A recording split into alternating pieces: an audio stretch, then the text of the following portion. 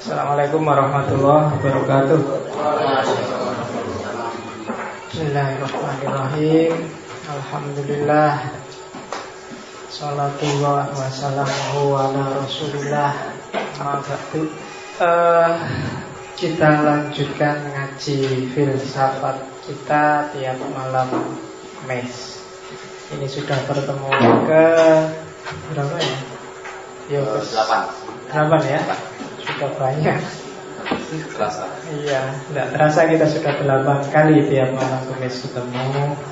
Saya lihat ada wajah-wajah baru ya selalu setiap. Iya. Hari ini juga tak lihat ada banyak yang kemarin-kemarin ya. Saya lihat sekarang ada lagi. Moga tidak giliran. Saya susah ini. Karena ini ngomong dasar nanti dasarnya bolong-bolong susah kamu. Jadi ya meskipun bisalah dipahami secara terpisah-pisah, tapi ada baiknya utuh. Karena biasanya orang yang ilmunya setengah-setengah itu cenderung gaya. Itu biasanya. Dan jangan kaget nanti di puncaknya ketika kamu mungkin menguasai sangat banyak hal, mungkin kamu justru kayak Socrates. Iya, ternyata satu-satunya yang saya tahu, saya itu nggak tahu apa-apa. Iya. Jadi semakin orang nanti dulu kok gitu. Jadi semakin dia ketemu fakta baru, ketemu wawasan baru, terus aduh. Berarti memang selama ini aku itu tidak tahu apa-apa. Semacam puncak kalau di Socrates. Sehingga dia masuk ke filsafat itu tidak karena, dan disebut filosof bukan karena dia ngerti beragam teori filsafat, tapi karena dia punya mental dan punya gaya hidup dan punya gaya berpikir yang filosofis. Zaman Socrates kan belum ada teori-teori filsafat kelas tinggi, tapi memang hidupnya Socrates itu sendiri filosofis.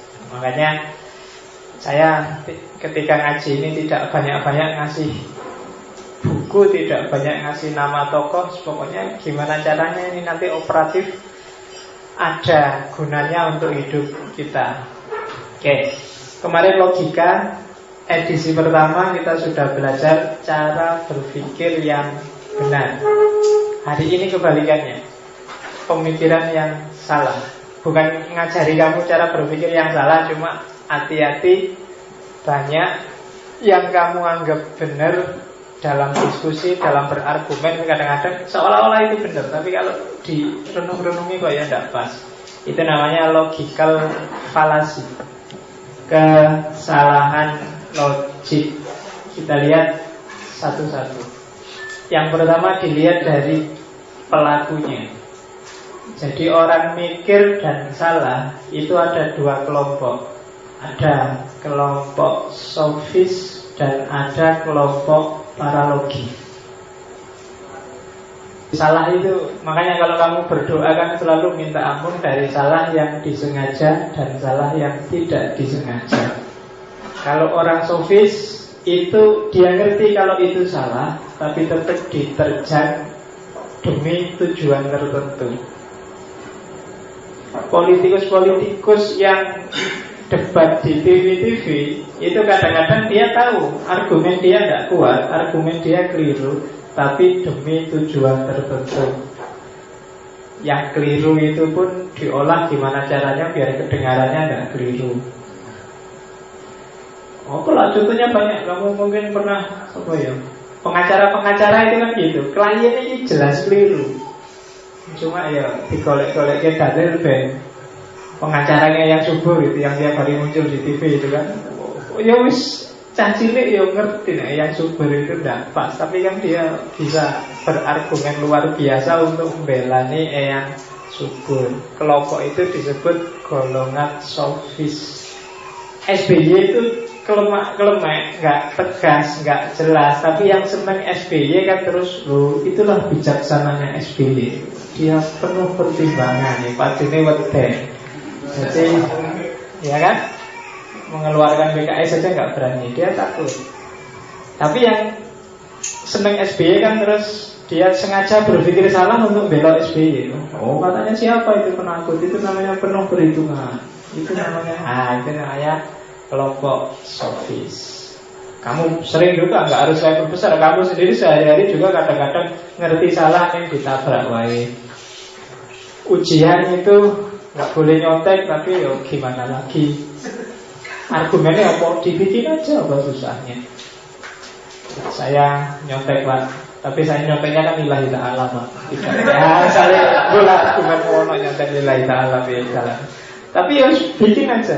Pacaran itu kan tidak apa-apa. Dalam agama itu harus saling mengenal. Masa sudah jadi istri tidak kenal? Oh, pokoknya gali-gali. Nah, itu kelompok sofis. Tapi ada juga yang Pak, ini kelompok sofis ini nggak saya ajarkan karena memang nggak ada teorinya. Pokoknya wong ngeyel untuk kepentingannya sendiri. Ya kan? Mungkin karena afiliasi kelompok, afiliasi golongan, mungkin karena teman, alah konco dewe enggak mantap-mantap, misalkan ada yang kayak gitu. Nah, itu sofis. Yang kita belajar adalah kelompok paralogis. Jadi kamu itu tidak ngerti kalau itu salah, kamu merasa benar tapi janjiannya keliru. Nah, itu sering terjadi. Nah, kita inventarisir itu, saya tidak tahu ada berapa slide ini ya, 38. Nggak ngerti aku, sembuh gitu sampai nomor berapa. Paling enggak kamu ngerti lah. Nanti 38 itu enggak selalu setiap slide ada satu salah, nanti ada yang beberapa. Agak cepet ya.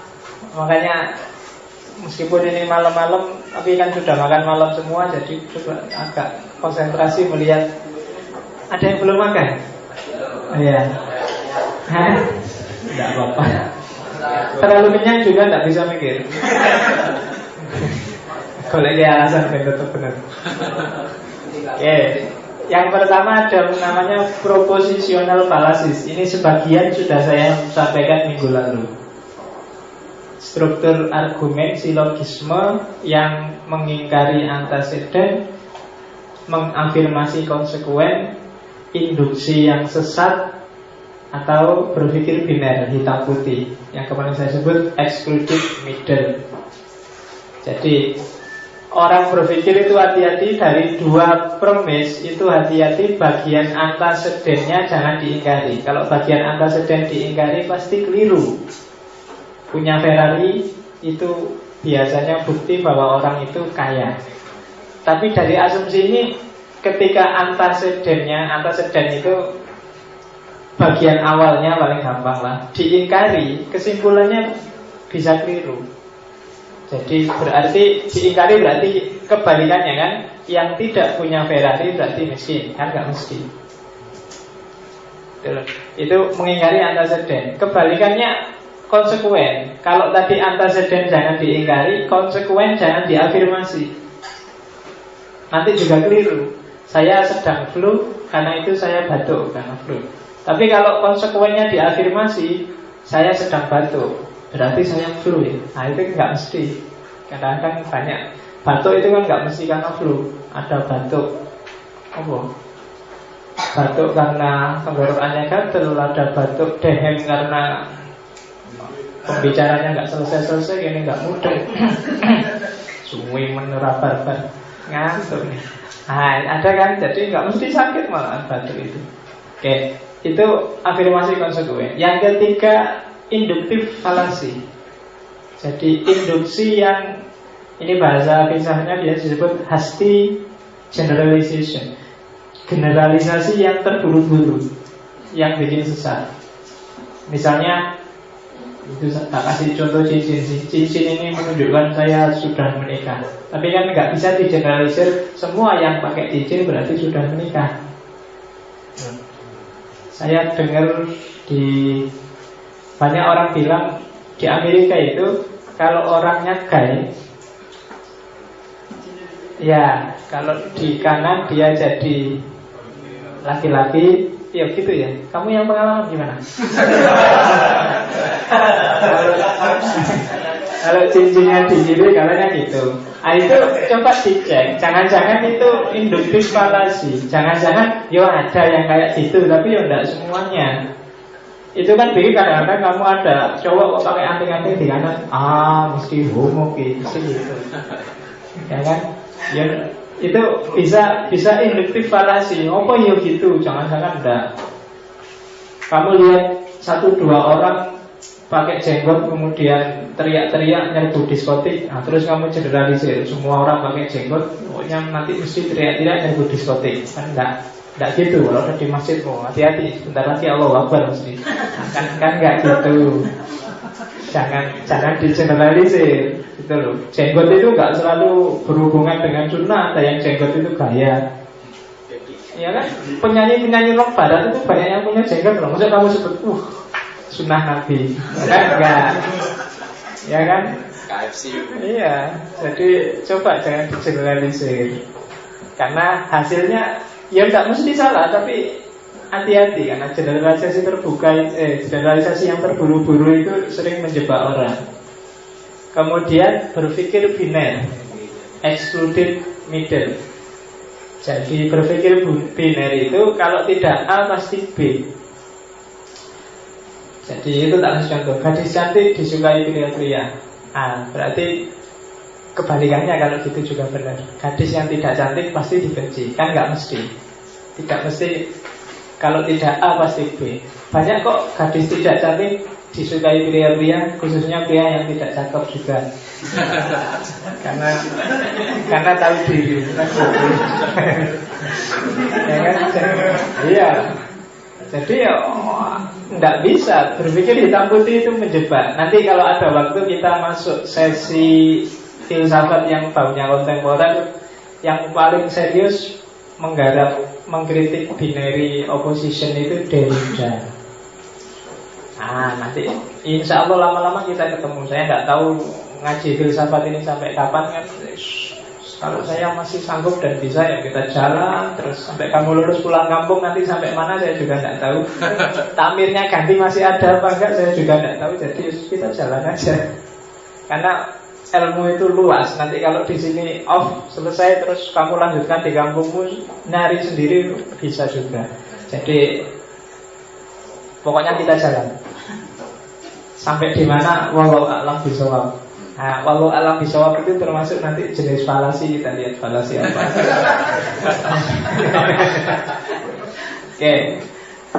Itu proporsional. Saya nggak perlu panjang lebar. Kemarin nanti sudah ketemu. Ini yang tadi. Jadi falasi yang overgeneralisasi itu nama lainnya adalah fallacy of dramatical instance. Jadi generalisasi yang dramatis. Hanya lihat 1-2 aja terus kamu anggap semuanya kayak gitu. Terus ada namanya fallacy of retrospective determinism. Jadi fallacy of retrospective determinism itu kalau dalam sosiologi orang kenal, atau dalam historiografi orang kenal aliran namanya historisisme. Jadi semua hal yang terjadi itu ya memang sudah sejarahnya begitu. Semuanya ditentukan oleh sejarah, tidak bisa dihindari. Prostitusi itu sepanjang sejarah ada. Jadi jangan bermimpi untuk menghapus prostitusi. Itu fallacy of retrospective determinism. Jadi dianggapnya yang terjadi itu ya sudah takdirnya begitu, tidak bisa dihindari. Kemiskinan, kemiskinan itu ya sejak dulu sampai sekarang ya ada orang miskin. Ya kan? Di Indonesia ini, alhamdulillah di Indonesia sekarang kemiskinan itu menurun. Jadi dari bapaknya menurun ke anaknya.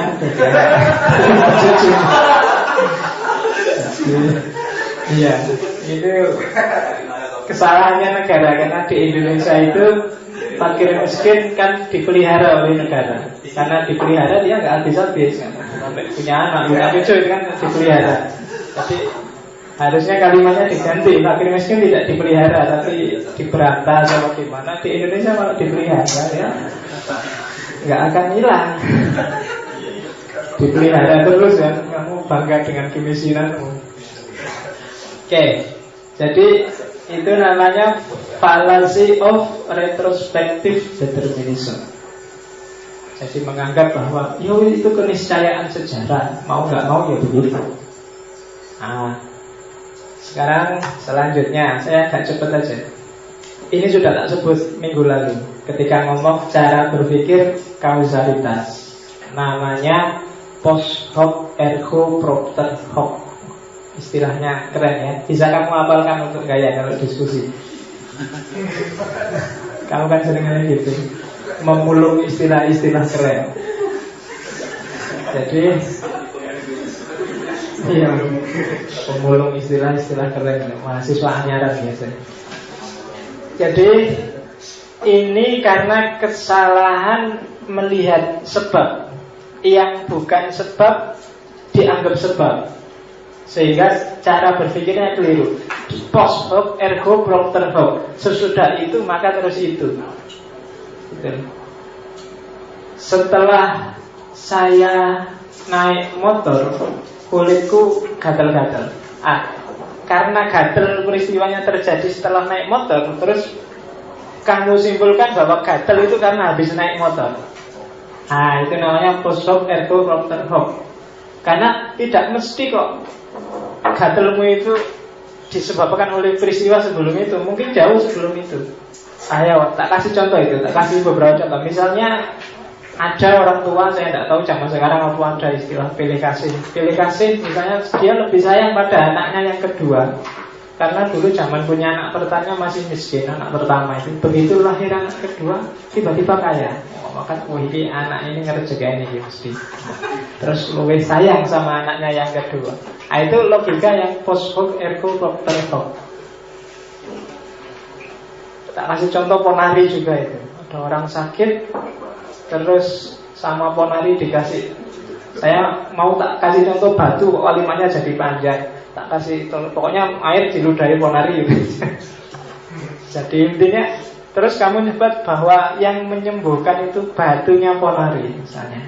Itu post hoc ergo propter hoc. Apa ya batunya beneran atau jangan-jangan bukan batunya, sugestinya atau apanya itu saya tidak tahu. Kamu ke dokter dikasih, kadang-kadang dokter itu ngasih obat juga, kadang dikasih jenis-jenis paracetamol, jenis-jenis yang bikin kamu agak tentram sakit nyerinya, terus penyakit aslinya sembuh dengan sendirinya. Tapi kamu nggak ngerti, dianggapnya paracetamol itu yang menyembuhkan. Di tempat saya aslinya Mojokerto, zaman saya kecil itu orang sakit apapun datangnya ke mantri, dan sama mantrinya harus disuntik. Kalau belum disuntik belum mampu. Jadi nganggapnya sembuh itu gara-gara suntik itu, sakit apapun. Itu namanya post hoc ergo propter hoc. Sebelum disuntik belum. Dianggapnya suntik itulah sebabnya sembuh. Kamu menganggap bahwa gara-gara minyak wangi lah terus cewek-cewek dekat padamu. Kamu menganggap bahwa gara-gara sampomu lah terus itu post hoc ergo propter hoc. Nggak mesti kok gara-gara itu. Jadi peristiwa sebelum tidak selalu jadi akibat bagi peristiwa selanjutnya. Bahkan yang ekstrim kayak David Hume yang anti kausalitas itu kan juga tidak percaya ada kayak gitu. Yang kita sebut kausalitas itu hanya kebetulan saja ada peristiwa yang berurutan. Ghazali lebih ekstrim lagi, cuma beda ekstrimnya sama David Hume. Sama-sama tidak setuju kausalitas, cuma kalau Ghazali vertikal argumennya. Sebab itu ya suka-sukanya Allah.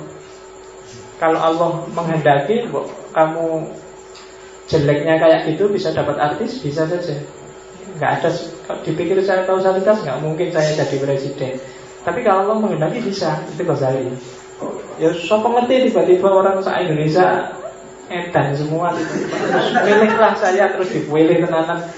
Kamu kan Omai Rama tidak mungkin, gak masuk akal Omai Rama bisa jadi presiden. Oh siapa tahu, jangan-jangan nanti banyak orang milih Omai Rama karena kamu yang tidak senang Omai Rama akhirnya golput semua, dan penggemarnya Omai Rama nyoblos semua.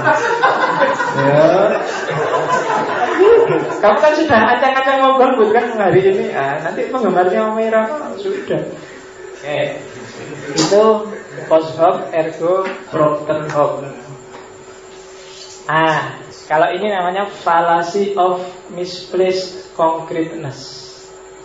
Jadi salah berpikir sesuatu yang abstrak dipandang seperti konkret dan bikin bulat. Kamu nyari berargumen dengan sesuatu yang abstrak, ngukurnya susah. Tapi yang abstrak ini kamu perlakukan seperti barang konkret. Nah itu yang berat. Biasanya orang pacaran ketika gombal itu biasanya gitu. Kita kasih contoh, rinduku sebesar gunung Merapi. Apa kamu bisa ngukur rindu? Rindu ya rindu, ingin ketemu, kangen. Apakah besarnya sebesar gunung atau sebesar apa, nggak tahu kan kamu. Tapi kan dianggap kayak konkret. Itu biasanya menjebak. Jadi menjebak cara berpikir orang. Cintaku seluas samudra. Karena terus bayangannya itu mesti lebih dahsyat daripada yang cintanya cuma seluas sungai misalnya. Kan kamu analisisnya kan gitu terusan. Padahal ya cinta, senang ya senang, benci ya benci kan gitu. Tapi kan karena misplaced concreteness itu tadi, terus kamu bikin perbandingan. Cintamu sudah sungai apa samudra? Cintamu sebesar gunung apa cuma bukit? Kan terus kamu mikirnya. Itu misplaced concreteness. Imanmu sedalam apa? Seteguh apa? Nah, itu kan berat kamu jawabnya kan kayak gimana ya teguhnya iman saya itu. Kan kamu mesti terus bingung menganalogikan. Nah, itu namanya misplaced concreteness. Iman itu bisa tambah, bisa kurang. Oh, itu kamu bingung sudah. Iman itu kayak jumlahnya berapa ya? Kalau tambah terus jadi berapa? Kalau kurang jadi berapa? Itu kamu penting sudah. Apa bayanganmu kayak apa? Parameter itu yang bisa naik sekian derajat terus turun sekian derajat, kamu bingung. Kayak hadis Nabi itu kan, barang siapa sholat berjamaah maka pahalanya akan dilipatkan 27 derajat. Waduh, bingung lagi kamu kan. Harusnya dilipatkan itu bukan derajat tapi kali. Ini derajat ya. Kamu ngertinya derajat itu kan ini derajat Celcius atau derajat Kelvin. Terus kalau sholat dilipatkan dari sekian derajat itu, bingung kamu ngitungnya. Itu namanya misplaced concreteness. Itu kan sebenarnya hadis mau bilang kamu dapat pahala berkali lipat banyaknya. Jangan dibahas derajatnya. Ketika kamu bahas derajatnya bingung kamu. Karena itu barang abstrak. Agama banyak yang kalau kamu analisis secara konkret, kamu akan meleset karena dia memang bukan barang konkret.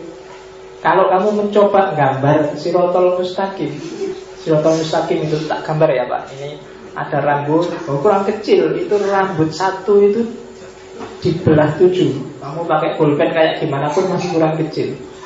Oh itu kan misplaced concreteness. Jangan dibayangkan, jangan dibahas. Kalau dibahas, pening kamu. Besok kita lari ke mahsyar itu tergantung amalnya masing-masing. Yang amal yang banyak dosanya, dia banyak keringatnya, dia sampai lari di atas keringatnya sendiri, sampai renang di atas keringatnya sendiri. Kamu judek kan mikir, iya ya sampai keringetan, sampai renang dalam keringatnya sendiri. Gak bisa. Kalau secara logik itu namanya misplaced concreteness. Dia bukan barang konkret, maka jangan dibahas secara konkret. Wis dipercaya aja besok ada gitu lah. Kamu jangan membayangkan kira-kira berapa besarnya palu di neraka besok, gergajinya kayak gimana. Rasa bayangin, ya kan? Kalau kamu lihat komik kayak komik neraka zaman saya kecil itu kan senang ngoceh itu kan. Semua peralatan tukang kan ada itu di neraka itu. Gergaji, palu, apalagi setrika, suara nih kono kabeh. Ya, nggak tahu besok pandai besinya pesan di mana itu. Oke, nah kalau kamu mikir pandai besinya mikir di mana itu berarti fallacy of misplaced concreteness. Jawabnya gitu, jadi jangan salah kalau besok ada orang ngetes kamu dengan yang gitu-gitu, itu kesalahan logik. Oke, yang ini agak mudah, argumentum et verecundiam. Jadi cara berpikir yang pokoknya kamu menurut pada ahli, yang atau yang kamu anggap ahli, relevan atau tidak relevan. Omai Rama itu jelas bidangnya dangdut, tapi begitu nyalon presiden kamu pilih. Kenapa? Karena Omai Rama idolamu. Kamu nggak peduli dia bidangnya apa, nggak urusan, pokoknya Omai Rama kok. Jokowi saking senangnya sama Jokowi, kamu suruh nyanyi, kamu suruh apa aja, kamu nggak ngerti dia bidangnya apa, ahlinya di mana. Itu namanya argumentum et verecundiam. Jadi kesalahan kamu bersandar pada tokoh, pada orang, pada otoritas yang tidak relevan. Maka Kalau besok kamu jadi guru apa jadi dosen, kalau ngecek makalah, ngecek tulisan, perhatikan aspek yang dirujuk. Pas enggak? Jangan sampai kamu bikin makalah yang dirujuk enggak nyambung. Makalah filsafat, nanti sumbernya malah buku khotbah Jumat. Nah, itu kan enggak nyambung. Itu namanya argumentum ad verecundiam. Otoritasnya enggak pas. Kalau tentang pemerintahan ya SBY, kalau tentang dangdut ya Oma Irama, kalau tentang apa lagi? Banyak. Itu argumentum ad verecundiam. Kalau dokter ya tentang kesehatan, kalau ulama ya tentang agama. Ya kan? Kalau di kampung kan macam-macam. Yang namanya kiai itu mulai agama sampai simbah saya kalau di rumah itu orang-orang kalau mau kapan harus tandur itu mesti tanya, ini sakit boten nggih, Senin Kliwon tandur, panennya kapan, beli tanah di mana, kalau ada yang sakit minta disembuhin. Nah, itu secara logik argumentum ad verecundiam. Hati-hati dengan otoritas. Oke, kalau ulama ilmunya agama, maka kalau dia ngomong politik hati-hati, bukan keahliannya. Kalau dia salah mohon dimaklumi. Ya, kamu kan mikirnya mesti jelek, harus dimarah-marahin. Nah, kalau dia salah dimaklumi aja, wong bukan ahlinya. Kalau ini fallacy of composition. Fallacy of composition itu salah menganggap kebenaran yang satu bagian dianggap mewakili kebenaran dari seluruh bagian. Jadi kalau kamu ingin membantah, ini membantah logikanya MLM, ya kan? Kamu dipameri di presentasi MLM itu biasanya kamu dipameri 1-2 orang yang sudah sukses. Nah, 1-2 orang yang sudah sukses itu dijadikan dulu biar kamu ikutlah MLM ini, kamu akan sukses kayak orang itu. Padahal sukses satu orang, sukses satu bagian bukan jaminan sukses seluruh bagian. Ada sih 1-2 yang sukses, tapi banyak yang tidak sukses. Dan pengalamanku, semua temanku yang ikut MLM itu tidak ada satupun yang kaya gara-gara Ayo, kamu kalau lihat nggak bisa ngasih contoh. Kecuali yang sebelumnya memang sudah kaya. Saya 2-3 kali dimasukkan jadi anggota, ditraktir aja. Jadi dibayari, didaftarkan. Dan saya tidak tahu kelanjutannya sampai hari ini gimana, tapi ya, karena saya pasif berarti kan ya yang atas juga rugi kan. Tapi butuh salahku kok aku didaftarkan secara paksa kok. Jadi fallacy of composition. Hati-hati, promosi apapun itu biasanya ini. Jadi kalau artis pakai pemutih dan kelihatan jadi putih, itu tidak mesti kalau kamu pakai terus kamu juga akan jadi putih. Karena warna dasarmu hitam. Ya secara logik kalau warna dasar hitam itu dikasih warna apa aja tidak akan bisa berubah. Dikasih coklat ya tetap jadi hitam, dikasih merah juga tetap jadi hitam. Nah, makanya kalau kamu dibohongi oleh iklan pemutih, jangan percaya daripada kehilangan uang. Circular reasoning. Nah, ini hati-hati terjebak dengan circular reasoning. Jadi cara mikir yang berputar-putar. Premisnya disebut lagi di kesimpulan. Nanti setelah kesimpulan dijadikan premis lagi, disebut lagi. Itu namanya circular reasoning. Ya, yo kayak itu tadi. Ian Antono adalah gitaris hebat. Dia bermain gitar dengan bagus. Bulan, yo jenenge gitaris hebat, yo mesti aja main gitarnya bagus. Dan sering orang mikir gini, Mario Teguh adalah motivator ulung. Dia memberikan motivasi. Ya jadinya motivator, dia mesti ngasih motivasi. Jadi berpikir bulat, sirkular. Akhirnya ya ke situ juga. Itu kan kayak orang Amerika, lihat orang Afrika nongkrong di pinggir pantai santai-santai nggak kerja sama orang Amerika. Ngapain kamu di sini? Santai menikmati hidup. Harusnya kan kamu kerja keras, cari uang, cari makan. Kalau sudah kerja keras, punya istri, punya nanti kalau tua bisa santai-santai di tepi pantai. Katanya orang Afrika, lah ya saya ngapain capek-capek, sekarang saya bisa santai-santai. Ngapain tidak capek-capek kerja keras, sekarang sudah bisa santai-santai di tepi pantai, istirahat, liburan. Circular reasoning, kamu mikirnya bulat. Nah, jadi hati-hati. Terus argumentum ad hominem. Argumentum ad hominem itu ketika berargumentasi yang diserang bukan pemikirannya, tapi orangnya. Ini yang sering terjadi itu kan. Alah, kamu mahasiswa ngerti apa sih? Udah manut aja. Itu orangnya.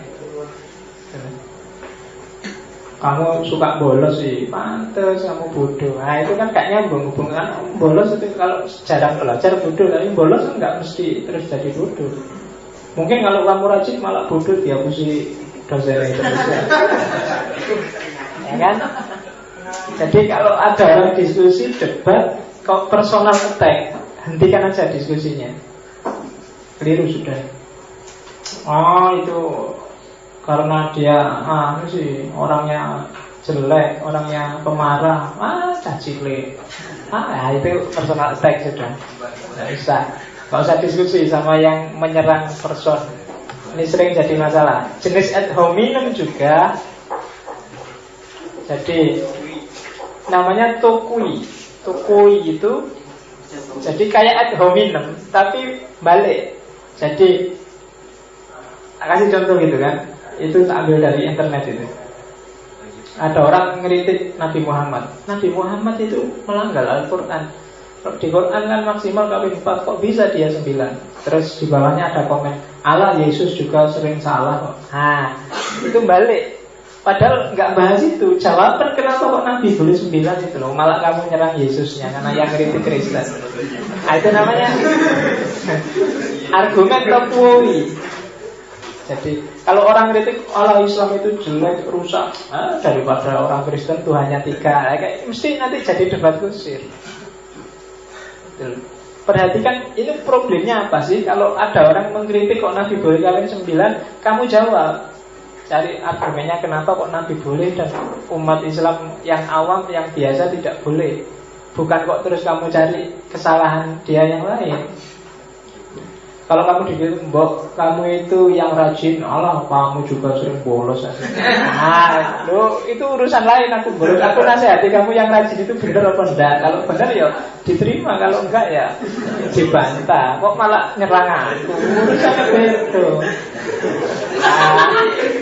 Itu argumen tukui. Jadi kalau ada yang gitu, jadi kalau kamu ngeritik orang kok dia baliknya kayak gitu, nanti dulu, selesaikan dulu problem pertama, malah kamu nambah problem kedua. Ya kan? Mbok kamu kalau malam minggu jangan pacaran aja, belajar. Kuwi ngono wae padha wae. Itu kan balik namanya, argumen tokoi. Hasilnya mesti gegeran. Ya kan? Yang satu habis diserang kemudian menyerang, yang satu balik nyerang lagi mesti, dan itu mesti problem. Jadi debat itu kamu perhatikan benar, argumen itu biasanya kalau lurus itu produktif, tapi begitu nggak karu-karuan argumen itu tawuran. Kayak di ILC itu sering gitu kan. PKS dimarah-marahin, Allah, Demokrat lebih parah lagi, mesti kan gitu. Itu namanya argumen tuh. Itu nggak bahas, iyalah Demokrat juga parah, cuma itu yang dibahas lagi kan PKS gitu. Nggak ada urusan sama siapa lebih parah. Artis buka-bukaan dikritik, di barat itu nggak cuma buka-bukaan sudah, itu kan urusannya lain itu sudah gitu. Itu argumen tuh kui. Ada ini pokoknya Spartan ya, satu. Kamu nanti kopi ini aja direnungi lagi di rumah. Kalau pokoknya paham langsung ganti, nggak usah dihafalin.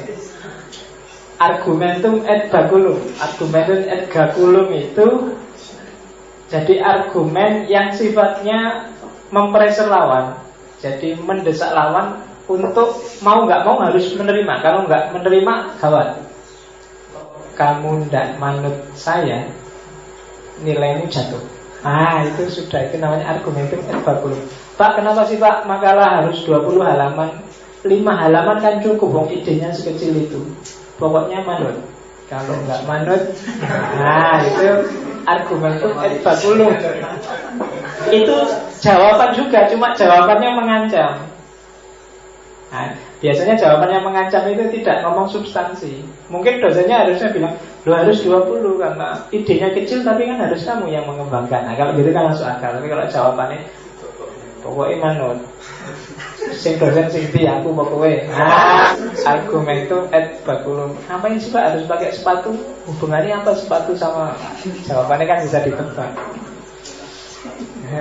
Pengen dilayani apa enggak? Kalau enggak mau ya sudah. Jadi argumentum et baculum. Jadi sambil pressure.